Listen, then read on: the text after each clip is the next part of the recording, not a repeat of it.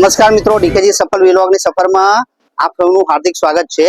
તો આપણે આવી ગયા છીએ અત્યારે પોંક નગરી, નવી પોંક નગરી। તો આ પોંકની નગરીની અંદર તમને પોંક વડા, પોંક છે, પોંકની સેવ છે, એવી ઘણી બધી આઈટમો તમને મળશે। મારી પાછળ તમે જુઓ તો ઘણું બધું આખું માર્કેટ તમને દેખાશે, આ બાજુ સ્ટોલ દેખાશે।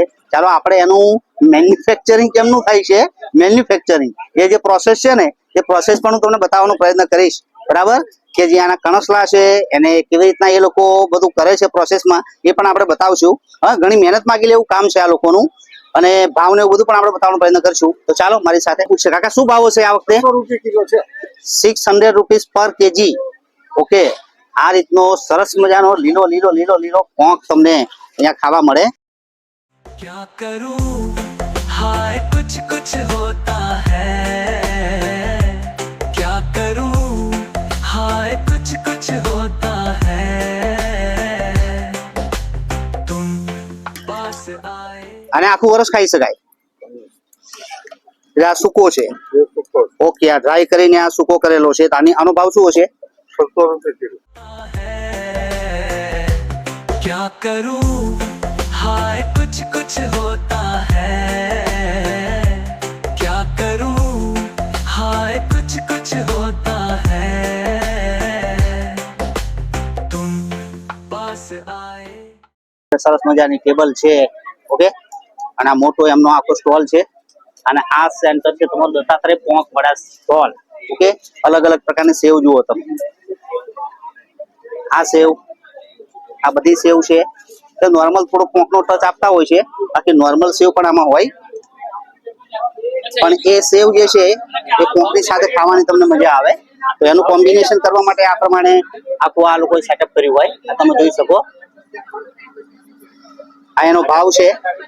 વેરાયટીમાં તમે જુઓ તો પોંક વડા, પોંક પેટીસ થી લઈને બધું જ તમે અહીંયા વાંચી શકો। લસણ સેવ છે, તીખી સેવ છે, આ બધો ટોટલ એનો ભાવ છે।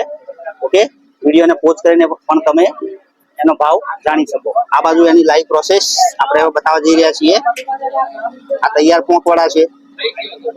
ઓકે, આ બાજુ જુઓ બે કારીગરો, એના માસ્ટર, એની સ્પીડ જુઓ, ડાયરેક્ટ જ। આ બાજુ તપેલામાં એનો લોટ તૈયાર થાય, આ તૈયાર થઈ રહ્યા છે પોંક વડા મિત્રો। क्या रंग लाई मेरी दुआ, ये इश्क जाने कैसे हुआ, बेचैनियों में चैन न जाने क्यों आने लगा, तन्हाई में दिल यादें संजोता है, क्या करूं हाय कुछ कुछ होता है, क्या करूं।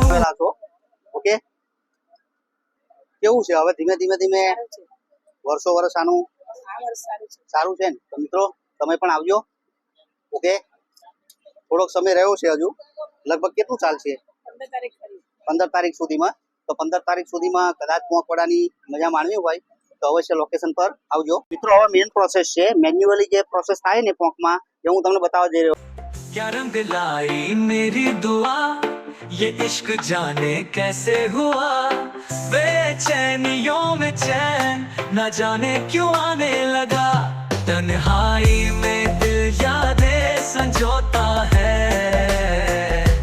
क्या करूं हाय कुछ कुछ होता है, क्या करूं हाय कुछ कुछ होता है। આવી ગયા મેન્યુફેક્ચરિંગ પ્રોસેસની અંદર। તો અહીંયા તમને આવા કણસલા જોવા તમે જોઈ શકો। આ એનું મેઇન પ્રોડક્ટ છે। ઓકે, ખેતરમાંથી લાવીને આ પ્રમાણે રો મટીરિયલ છે આ બધું એનું। क्या रंग लाई मेरी दुआ, ये इश्क जाने कैसे हुआ, बेचैनियों में चैन न जाने क्यों आने लगा, तन्हाई। બતાવીએ આપણે જો સામે ભઠ્ઠી લાગી રહી છે, અને ભઠ્ઠીની અંદર આ લોકો આ રીતનું કામ કરે આખું। આ નીચે ભઠ્ઠી ચાલી રહી છે, અને ભઠ્ઠીની અંદર તમે જુઓ તો એ કામ કરે, અને શેકાવા મૂકે, અને પછી આ પ્રમાણે રાખમાંથી બહાર કાઢે।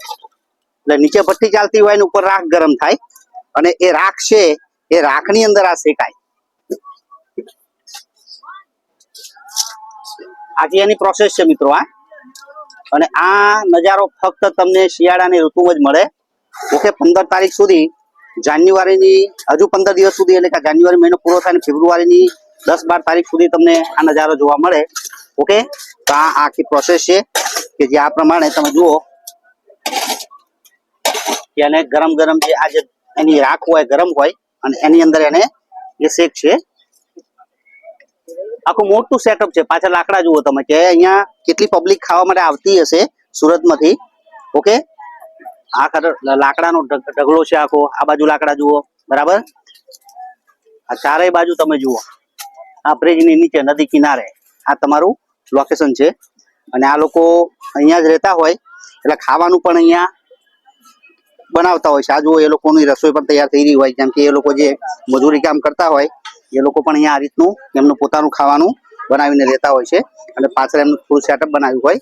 તો આ પણ એક સારો એવો જરિયો છે કે જેમાં લોકોને પણ રોજીરોટી મળે. એટલે આપણા જેવા શોખીનો પોંક લઈ લીધો. આપણા જેવા શોખીનો કદાચ 100 ગ્રામ, 200 ગ્રામ કે 250 ગ્રામ કે 500 ગ્રામ ખાવા આવે, કિલો લઈ જાય તો પણ સારું છે કે જેથી કરીને આ લોકોને પણ રોજીરોટી મળે. પાછળ જોયું ને એ લોકો અહીંયા મહેનત કરવા માટે આવે છે. અમારી પાછળ પણ તમે જુઓ કે આ બહેનો પણ અહીંયા આ પ્રમાણે સવારથી કામ કરતા હોય. તો આપણો ઇન્ટરેસ્ટ પણ જળવાય અને આપણને એક મજાનું અનેરું વસ્તુ પણ ખાવાની મળે. તો અવશ્ય એકવારની મુલાકાત કરવી. ઓકે, હવે મિત્રો આ પ્રોસેસ છે ને આખી મશીનમાં થાય. क्या रंग लाई मेरी दुआ, ये इश्क जाने कैसे हुआ, बेचैनियों में चैन न जाने क्यों आने लगा, तन्हाई में दिल यादें संजोता है,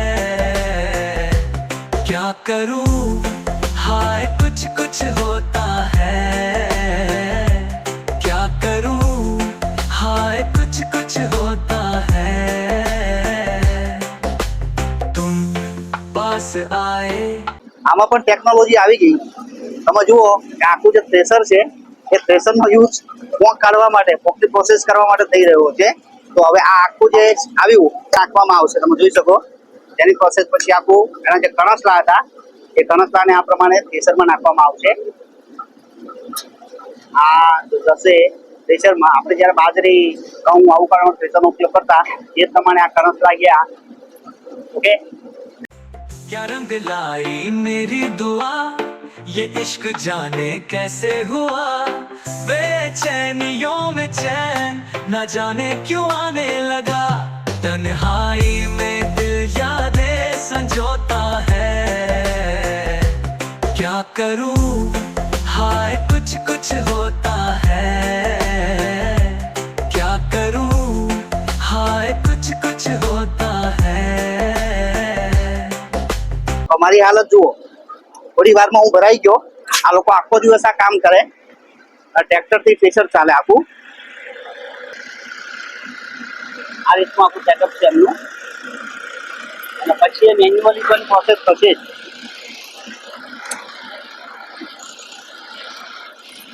એટલે આ કહે છે કે હું સામે જઈ અમને પોંકવાડામાં ગઈ ને અહીંયાથી પોંક લીધો આપણે. અને સત્કાર પોંકવાડા સ્ટોલમાંથી આપણે સેવ લીધી, લસણવાળી. અને એ સ્ટોલ પર ગઈ તો બહુ ગરાગી થઈ ગઈ. જો હું તમને બતાવું, જો ગરાગી થઈ ગઈ. એટલે આને સુકન્યાર ગણી અને પછી શું કર્યું છે કે પોંક વધારે આપી દીધો. ઓકે, હા ને, પગલા સૂપ છે. અને હવે આપણે મિડલમાં ઊભા છીએ અને આપણે શું શું લીધું બતાવી દઈએ દર્શકોને. આમાં પોંક અને સેવ. તો ઘરે જઈને એની મજા માણશું, બરાબર ને? બોલ. આ સેવ લીધી, આ સેવ લીધી. લસણની સેવ અમને તો ભાવે ખાલી, મરી વાળી બહુ તીખી લાગે. બરાબર. ઓકે, લસણનો સ્વાદ આવે. અને પોંક લીધો. પોંક લીધો. હા, પોંક ગોતી આવી બધે ક્યાં ક્યાં હારો મળે ને એ જોઈ નહીં. હું તો લઈ લઉં ગમે ત્યાંથી. બધે ગોતી આવીને હારો હતો ને પૂણો પોંક, જેવો પચ્ચો પચ્ચો એવો પોંક ગોતી આવી અને લઈ આવી છે. તો મિત્રો ચાલો, આજનો નાનો એવો ઇન્ફોર્મેટિવ બ્લોગ હતો. તો આ માર્કેટ છે પોંક નગરી. સરનામું જે છે તમારું અડાજણ સ્વામિનારાયણ મંદિરની આજુબાજુમાં બ્રિજ નીચે. તો મળીએ બીજા આવા જ બ્લોગની અંદર. ત્યાં સુધી રજા આપશો. આવજો, બાય બાય.